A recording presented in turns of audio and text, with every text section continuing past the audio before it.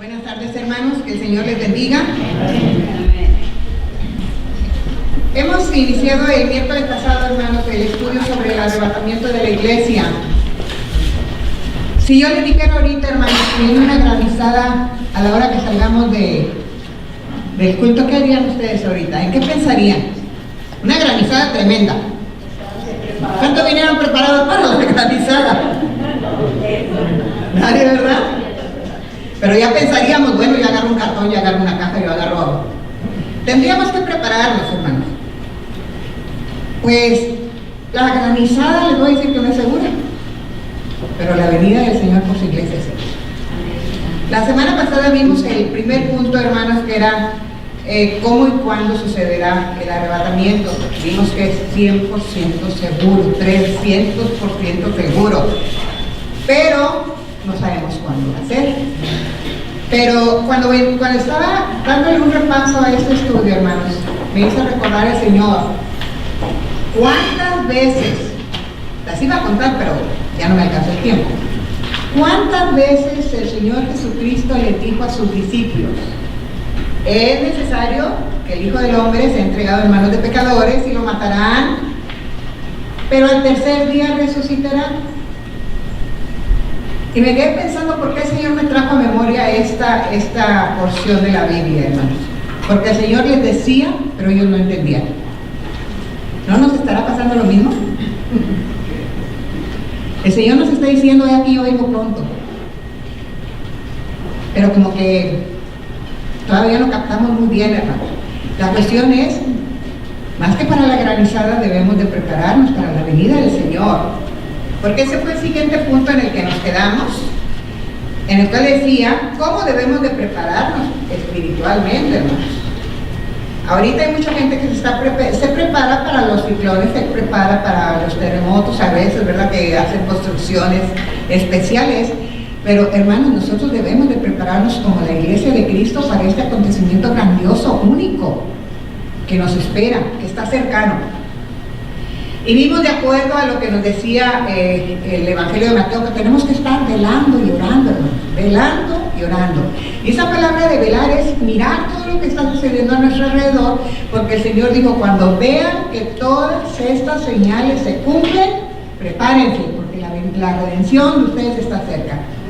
Vimos también, dice en el Evangelio de Lucas, dice que debemos de estar ceñidos nuestros lomos y nuestras lámparas encendidas. Ahí fue donde nos quedamos, hermanos, en el estudio pasado, y sí alcanzamos a leer las porciones bíblicas sobre eso un poquito más detenidamente, lo que significa ceñidos nuestros lomos. Y nada más así para recordarlos, en Efesios nos decía que debemos de despojarnos, ¿se acuerdan?, de nuestra vieja naturaleza y renovados en nuestra mente. Hermanos, cada vez que nosotros venimos al templo, nos congregamos para estudiar la palabra, esto es lo que debe de pasar. Quitar de pensamientos o ideas equivocadas o tradicionales que traíamos por costumbre o por enseñanza equivocada, como usted guste. Pero el Señor dice que debemos de renovar nuestra mente, porque ya tenemos la mente de Cristo. Lo único que tenemos que hacer es desarrollarla. ¿Cómo la vamos a desarrollar? Aplicando la verdad, la palabra de Dios a nuestra forma de pensar, a nuestra forma de creer y a nuestra forma de vivir. Luego nos decía también en Efesios que debemos de vestirnos de toda la armadura, hermanos. Porque a la vez que nos estamos preparando para este acontecimiento glorioso, que es cuando el Señor viene por su iglesia, sabemos que estamos dentro de una guerra espiritual, en la cual, si usted y yo no usamos toda la armadura de Dios, el enemigo no puede alejar del Señor. Esa es su meta, alejarnos del Señor. Dice, debemos de vestirnos de toda la armadura, ya que estamos en una guerra espiritual, hermanos. En Gálatas decía que debemos de estar revestidos de Cristo y debemos de permanecer así. ¿Cómo es revestidos de Cristo, hermanos? Vuelvo a repetir lo que dice la palabra: debemos de despojarnos de aquellas cosas que nosotros traíamos. ¿Quién era corajudo? ¿Quién era corajudo antes? Era, ¿verdad, hermana? Ya no. ¿Quién era maldiciente? Yo. Ya no, ¿verdad? Tenemos que ir despojándonos de todo aquello y ahora hablar como Cristo, pensar como Cristo, obedecer al Padre como Cristo lo hizo. Hay veces que nosotros, hermanos, no le hemos entregado todo al Señor. Tiene uno cuando... ¿Cuántas veces el pastor ha predicado sobre eso? Que la palabra de Dios es como un espejo donde uno se va a ver. Nos vamos a ver ahí.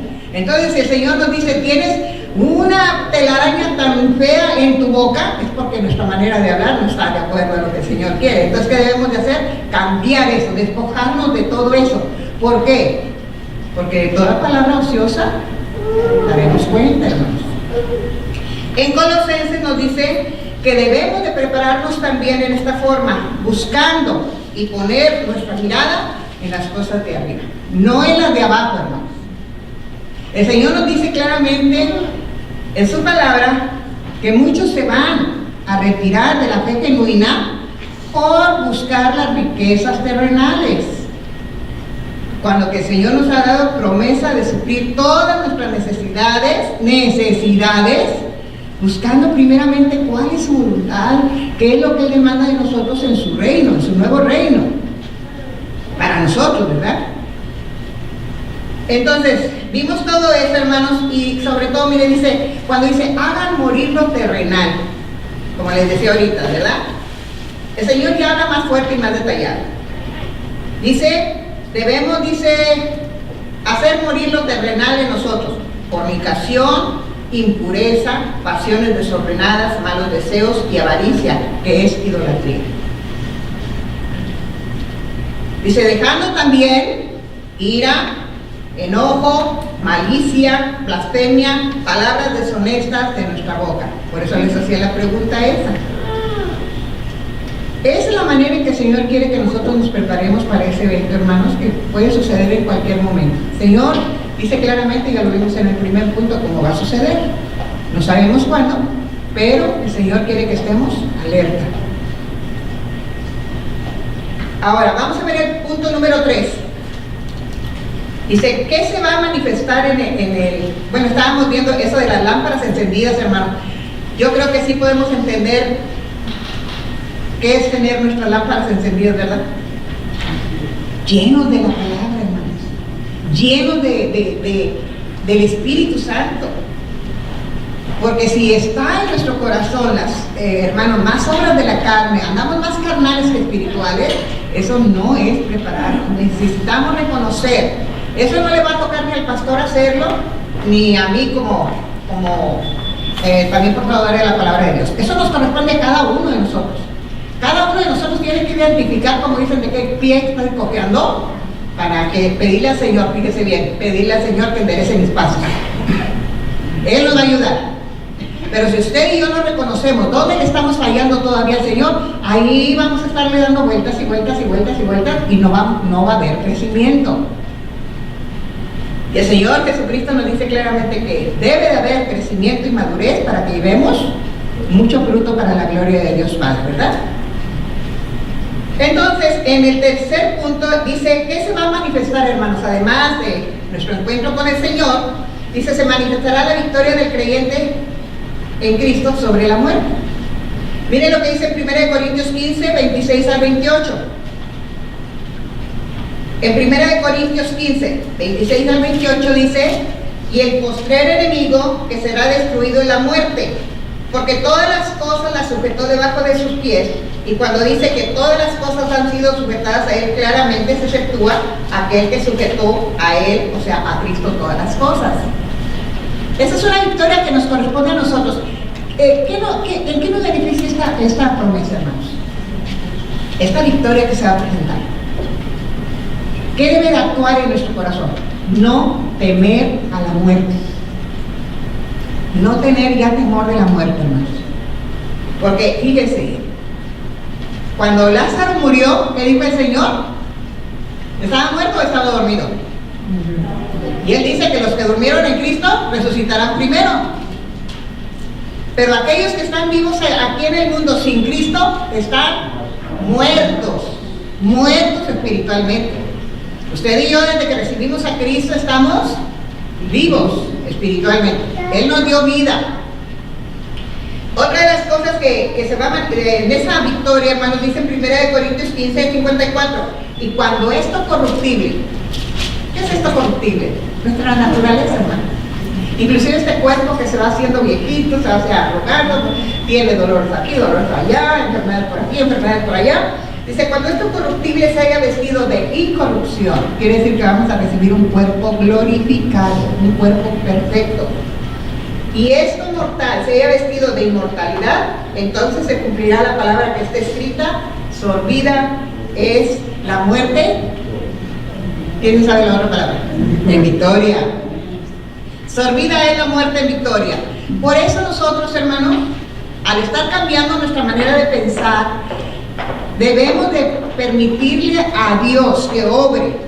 Busque todas las referencias que hablan sobre la muerte del cristiano y verá cómo, porque el apóstol dijo: para mí el vivir es Cristo y el morir es ganancia, no pérdida, es ganancia. Pero ¿cuántos de ustedes tienen que identificar todavía que le tienen miedo a la muerte física? A veces que decimos, no, en este viaje no, en el otro. Va a ser cuando el Señor diga, hermano. ¿Cuándo va a ser? No lo sabemos. Pero en 1 de Juan, capítulo 5, versículo del 4 al 5 dice: porque todo lo que es nacido de Dios vence al mundo, y esta es la victoria que ha vencido al mundo, nuestra fe. Si usted creyó en el Señor Jesucristo como su Salvador, hermano, debe de creer en su venida por la iglesia. Debe de creer que debemos de prepararnos. Debe de creer que va a haber victoria. Dice nuestra fe. ¿Quién es el que vence al mundo sino el que cree que Jesús es el Hijo de Dios? Parece imposible, ¿verdad, hermanos? Pero hay personas que no creen que Jesús sea Dios, ni sea Hijo de Dios. Dicen que es un buen hombre, un profeta, una persona que murió sacrificado por su bien que estaba haciendo, pero de ahí no le permiten más. Ustedes saben bien que hay muchas falsas sectas que niegan la deidad de Cristo. Ahora, hermanos, una de las cosas también que nos viene como bendición en el arrebatamiento de la iglesia: seremos salvos de la ira venidera. No nos va a tocar a nosotros, hermano, la ira venidera. La ira que Dios va a derramar entre todos aquellos que no quisieron amistarse con Él. Porque el Señor dice que son sus enemigos aquellos que desean los deseos del mundo. Pero imagínense despreciar todo lo que Dios nos está ofreciendo. Y el enemigo sabe cómo entenebrecer el entendimiento de mucha gente. Porque si las personas a las cuales les hemos testificado, que a veces nos paran así con la mano, que dicen, párate, yo estoy bien aquí. Si ellas entendieran el gran amor de Dios, si de verdad creyeran en ese Dios creador, todopoderoso, como le dijo el Señor Jesucristo a los fariseos. Ustedes dicen que conocen a Dios, pero si lo conocieran, supieran quién soy yo. Porque aún viendo las escrituras, de las cuales ellos eran conocedores, no supieron identificar al Mesías cuando lo tuvieron enfrente. Por eso nosotros tenemos que estar, hermanos, muy agradecidos con Dios por habernos salvado. Nosotros no hicimos nada, hermanos. Lo único que hemos hecho y que debemos de mantenernos es creyendo en la obra de Cristo, creyendo que Él es el Hijo de Dios, creyendo que Él es el único mediador. El único, no hay otro, hermanos. Y el Señor nos dice en el cuarto punto, hermanos, Cristo nos da además una voz de alerta. ¿Qué quiere decir esa voz de alerta? Mire lo que dice en Lucas capítulo 12, versículos 45 al 48, si alguien me lo quiere leer por favor en voz alta. Lucas capítulo 12, versículos 45 al 48.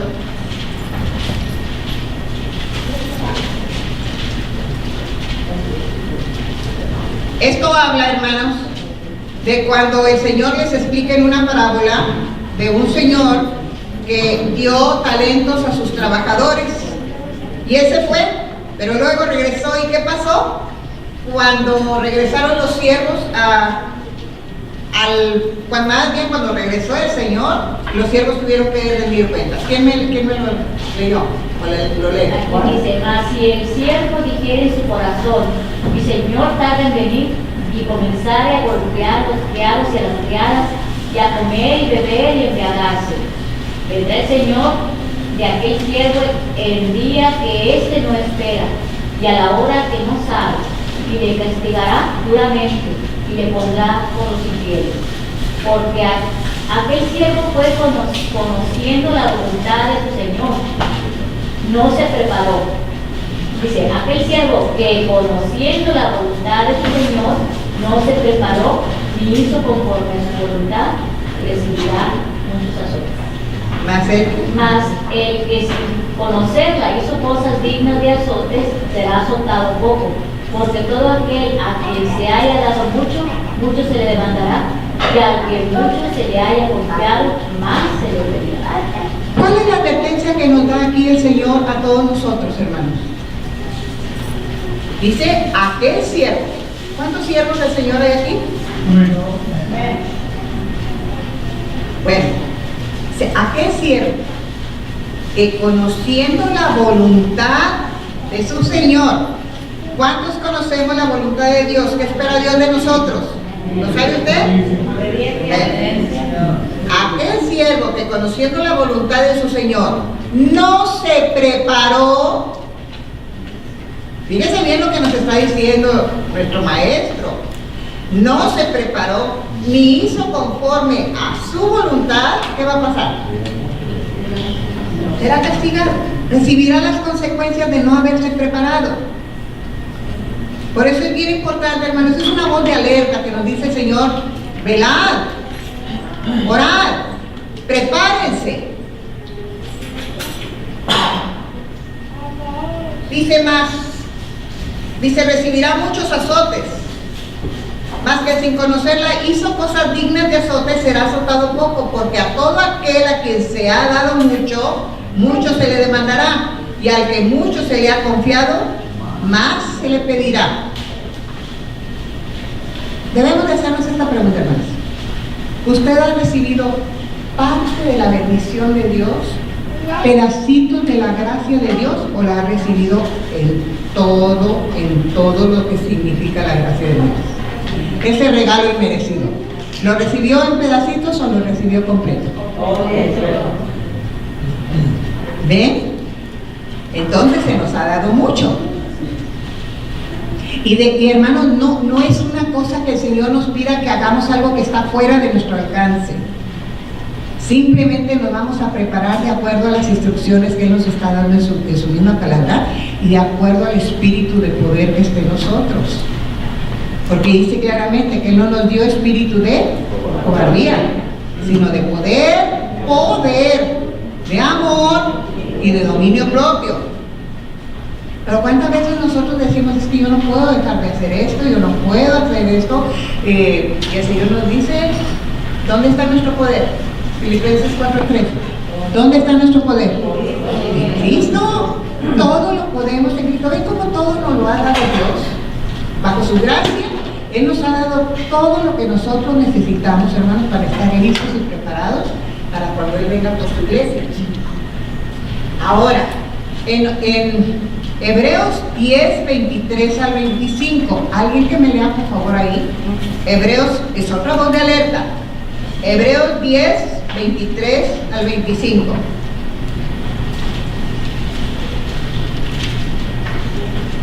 Mantengámonos firmes y fluctuar la profesión de nuestra esperanza, porque fiel es el que lo prometió. Y considerémonos unos a otros para estimularnos al amor y a las buenas obras, no dejando de congregarnos, como algunos tienen por costumbre, sino exhortándonos, y tanto más cuando veis que aquel día se acerca. ¿Quién entendió estos versículos? ¿Son difíciles de entender, hermanos? ¿Son difíciles de entender, Juanito?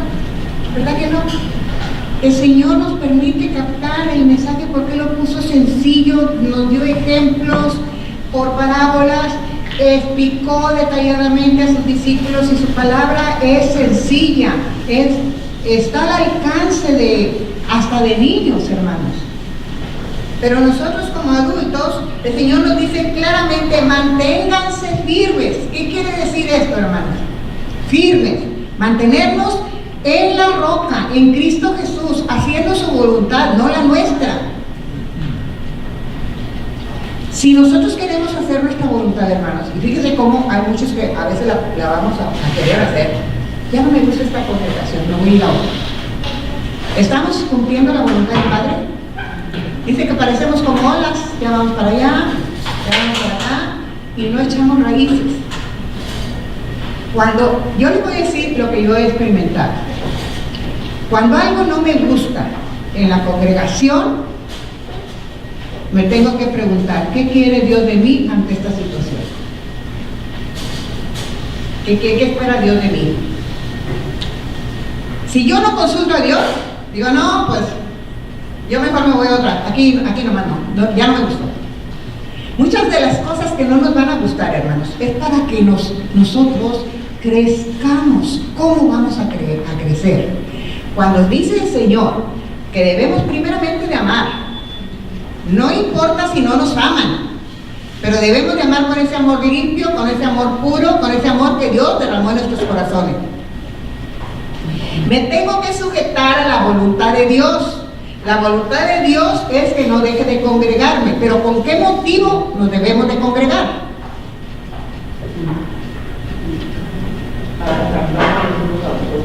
Aquí lo dice claramente, para exhortarnos, para motivarnos unos a los otros. Entonces, hermanos, yo no sé si esto le vaya a caer o a dar un golpe, un gancho al hígado, no sé, yo no sé porque yo no conozco su corazón. Pero podemos estar viniendo a la iglesia nada más para sentarnos un ratito en la silla o en la banca, escuchar, por aquí se nos sale, por acá, ya vine, ya me voy y ahí nos vemos. Pero tenemos que salir de aquí. Ahorita es Dios el que nos está hablando, me está hablando a mí.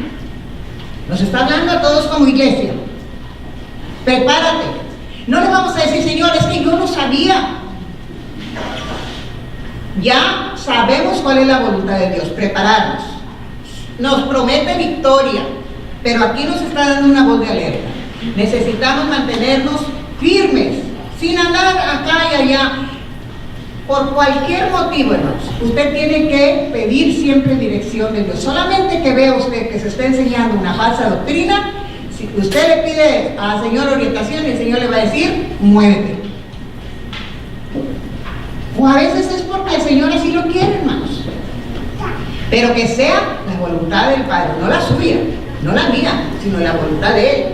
Dice, debemos de mantenernos firmes y preguntar la profesión de nuestra esperanza. ¿Qué estamos esperando? Estamos esperando al Señor Jesucristo. ¿Amamos la venida del Señor? Qué bueno. ¿Por qué nos tiene preparada? Una mansión. Nos tiene preparado un lugar con Él allá en la gloria. Y ya nos ha descrito cómo es ese lugar. Entonces, esa es la esperanza que debemos de tener. Dice, porque fiel es el que prometió. Qué triste, hermano, qué triste es de verdad que nosotros como seres humanos a veces confiamos más en las promesas de otro ser humano que en las promesas de Dios. De verdad que es triste. ¿Cómo le va a doler el corazón a Dios de que a veces confiamos más en las personas que en Él? Y Él nos está diciendo, como dijo el Señor Jesucristo, ¿creen en Dios? Crean también en mí. Y Él fue a preparar ese lugar. Él fue a preparar esas moradas. Pero a veces decimos, no, pues será, no será. O a lo mejor, quién sabe. Pero si Él lo dijo, Él es fiel en lo que Él prometió. Dice, y aparte de eso, hermanos, dice, y considerémonos unos a otros para estimularnos al amor. Pero no al amor convenenciero, no al amor que muchas veces andamos mal en andar buscando ese tipo de amor. Dice, debemos de estimularnos al amor a Dios.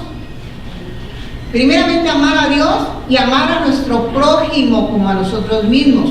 Pero con ese amor limpio, con ese amor puro, con ese amor incondicional, como el Señor nos enseñó que Él así nos ama a nosotros, nos amó a nosotros así, aún siendo pecadores.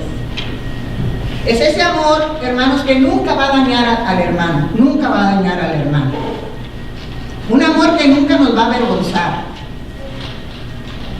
Y a Dios no lo podemos engañar. Dios sabe cuánto estamos desarrollando ese amor del cual Él nos enseñó y no del amor que nosotros conocemos aquí humanamente. El amor de nosotros humanamente, hermanos, es imperfecto, es egoísta, es convenenciero y dura muy poco. El amor de Dios no. El amor de Dios es incondicional y es eterno. Dice, para estimularnos al amor y a las buenas obras. Debemos, hermanos, imagínense donde yo viniera para acá y alguien me escuchara por allá. Ay, otra vez dar el estudio, qué fastidio. Y nadie me hace caso. Que yo dijera ese comentario por allá y alguien nuevo me escuchara. O algún hermano de los que están aquí. ¿Lo estimularía yo a las buenas obras? ¿Verdad que no? Hermanos, es que cuando usted y yo, dice el Señor, cuando usted y yo vayamos a hacer algo, aquí o afuera, donde sea, ¿para qué lo debemos de hacer? Para el Señor, para que el nombre del Señor sea glorificado. Y más aquí, porque aquí nos vamos a edificar mutuamente. Mutuamente debemos, dice aquí, estimularnos al amor y a las buenas obras. Debemos de pedirle al Señor perdón, hermanos, por fallarle aquí. ¿Sabe por qué? Porque a veces venimos no a estimularnos a las buenas obras, sino a estimularnos a las malas obras. Y no debe ser así. Al Señor no lo podemos engañar, hermanos. Dice, no dejando de congregarnos. Yo no lo hago para presumir, hermano. No, Dios lo sabe, no es para eso.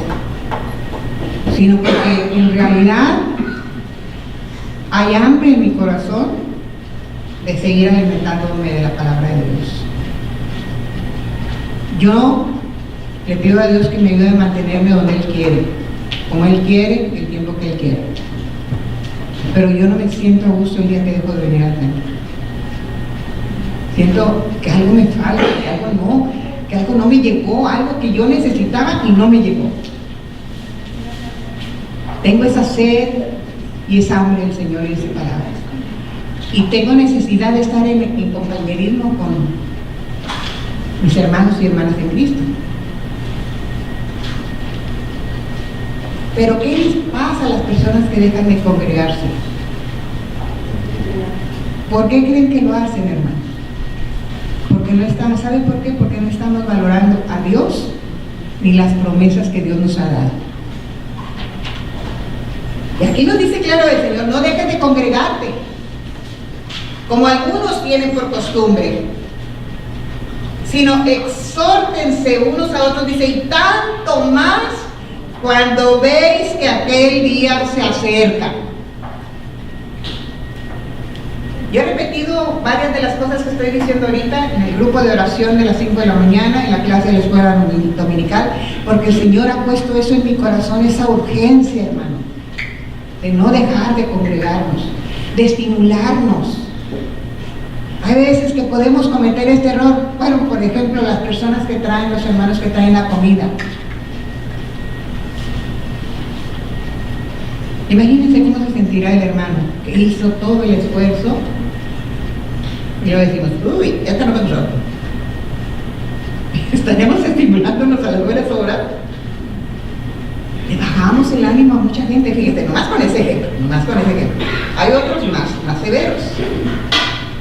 Pero hermano, muchas veces nosotros hacemos comentarios que lejos de estimularnos a las buenas obras y al amor mutuo, le bajamos el ánimo a los demás. ¿Sabe por qué? Porque el mismo Señor nos dice esto: es imposible que no haya tropiezo, pero hay de aquel por el cual viene el tropiezo. ¿Qué dice el Señor? ¿Qué más le valdría qué? dice, mal le valdría amarrarse una piedra de molino y echarse al mar.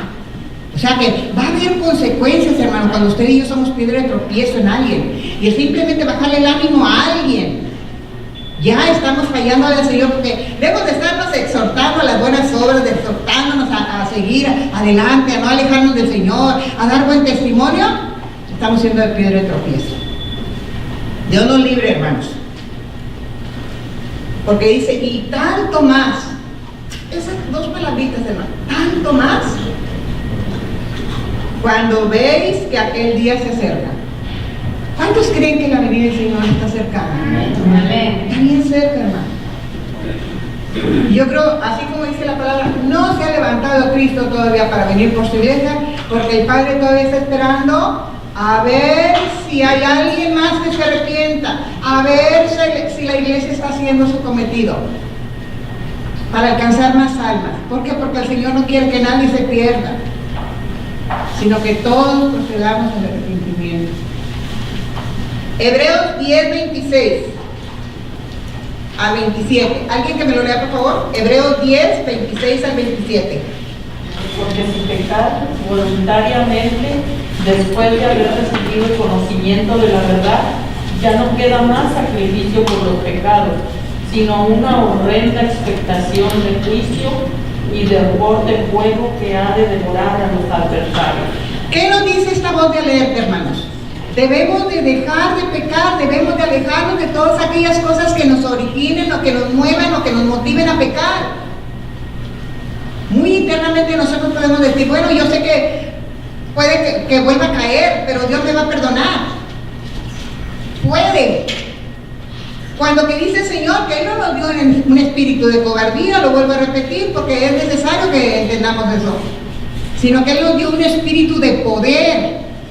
Y cuando vemos la tentación que venga y esté forzándonos a pecar, tenemos que recurrir a la promesa: Señor Jesucristo, fortaléceme porque todo lo puedo en ti, ayúdame a vencer esta tentación, ayúdame para no caer en pecado. Porque si pecaremos voluntariamente, hermanos, hay una sentencia. Y esto no lo estoy diciendo yo, lo está diciendo el Señor. Cuando que el amor de Dios está manifestándose todavía ahorita, hijitos, si pecaste, ¿qué dice?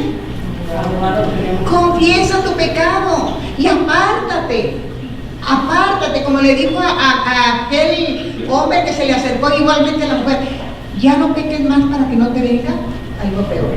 A veces andamos por la calle de la amargura, hermanos, porque estamos jugando con el pecado.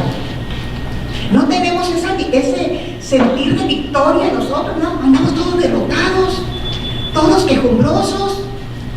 Cuando que aún en las pruebas, aún en las situaciones difíciles, siempre tendremos motivos de regocijarnos en el Señor. ¿Amén? Siempre. Porque la prueba que estemos pasando ahorita, hermanos, no es comparada, no es comparable a la gloria que nos espera cuando el Señor venga por su iglesia. Pero si no la valoramos nosotros, ¿quién lo va a hacer? ¿Cuántos se irán a arrepentir, se darán de golpes en la pared, o no sé qué vayan a jalarse los cabellos? ¿Por qué no escuché al Señor cuando me estaba diciendo esto? Ay, no sé qué tenemos a veces los seres humanos, que nos gusta aferrarnos a nuestra vida derrotada, a nuestras amarguras. A decir, no, pues pobrecito yo, nadie me entiende, nadie me comprende, yo no puedo hacer esto, yo no puedo hacer lo que quiero hacerlo, pero no lo puedo hacer. El mismo apóstol Pablo nos dice que él también sufría de esas luchas, que a veces quería hacer algo bueno y no lo podía, y quería dejar de hacerlo malo y no podía. ¿Cómo? ¿Qué fue la solución? Gracias por Jesucristo. Por eso él pudo decir, todo lo puedo en Cristo que me fortalece. ¿Por qué? Porque él crucificó la carne. Él empezó, dice, por eso nos dice en Gálatas 2:20, con Cristo estoy juntamente crucificado y ya no vivo. Ya Pablo ya murió, Saulo de Tarso ya murió. Ahora soy una nueva criatura en Cristo, y como nueva criatura en Cristo me revisto. El apóstol Pablo estuvo en prisiones, hermanos. Lo azotaron, lo apedrearon, lo dieron por muerto, lo perseguían, y no nada más judíos, sino romanos también. Batalló para ganarse la confianza de los cristianos. Pero él puede decir, todo lo puedo en Cristo que me fortalece. Así usted y yo no crea que porque el apóstol Pablo fue el apóstol Pablo, usted tiene el mismo espíritu del Señor si creyó, y el Espíritu Santo que era el que tenía Pablo. Además que el Señor nos usa en diferentes formas, hermanos. La cuestión es que nosotros tomemos en serio que cada día nos estamos acercando más a la venida de Cristo. Ya el Señor nos está advirtiendo, ¿para qué? Para que nos preparemos. Él no quiere que nos quedemos. Los que se queden, hermanos, y se den cuenta después de cómo despreciaron el tiempo que Dios nos dio, va a ser terrible. Que ahorita hay tantas cosas en el mundo que dice uno, son terribles, ¿verdad? Pasar por esas, va a ser peor. Por eso se le conoce ese tiempo como el tiempo de la gran tribulación. Porque si pecáramos voluntariamente después de haber recibido el conocimiento de la verdad, usted y yo estamos recibiendo el conocimiento de la verdad ahorita. Dice, ya no queda más sacrificio por los pecados, sino una horrenda ejecución de juicio y de fuego que ha de devorar a los adversarios. Por último, hermanos, Apocalipsis 22. Apocalipsis 22 del 11 al 12, ya para terminar. Ya como dice el Señor, ¿ya escuchamos, hermano, la palabra? ¿Escuchamos el mensaje? Que Cristo viene por su iglesia, ¿cómo debemos de prepararnos? ¿Cuál es la voz de alerta que nos da? Ahora, cierra el Señor el libro de Apocalipsis con esta advertencia. El que es injusto, sea injusto todavía, si así lo quiere. Y el que es inmundo, sea inmundo todavía. Y el que es justo, practique. ¿Sí entendemos lo que quiere decir practicar? Hacer un río. Y el que es justo, practique la justicia todavía. Y el que es santo, santifíquese todavía. A ver, hermano, te voy a hacer una pregunta. ¿Cómo nos santificamos? ¿Cómo nos santificamos? Cuando dice aquí, el que es santo, santifíquese todavía. Tratando de imitar la vida espiritual. Lo dice en Juan 17, en la oración que Cristo hizo.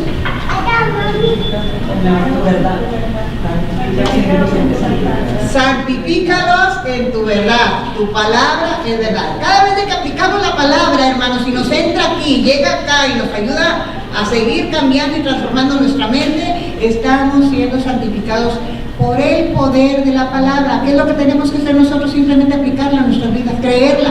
Creer lo que nos está diciendo el Señor. Dice, el que es justo practique la justicia todavía, y el que es santo santifíquese todavía.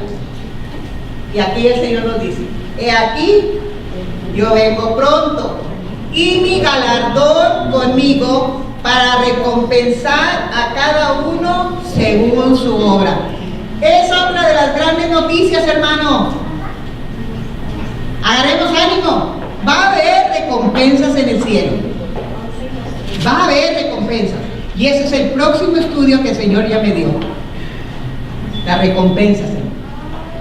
Pero también, o sea, el juicio de los creyentes. Nada más así. Que el Señor nos ayude, hermanos, a grabar este mensaje que es tan importante en los tiempos en los que estamos viviendo, de saber que en cualquier momento puede venir nuestro Salvador. Que no menospreciemos su palabra, que nos preparemos adecuadamente y que sigamos aplicando su palabra a nuestra vida, cada uno. Aquí el pastor predica, yo comparto la palabra de Dios, los maestros de la escuela dominical comparten la palabra de Dios, pero usted decide si la toma o la deja. Que el Señor nos bendiga.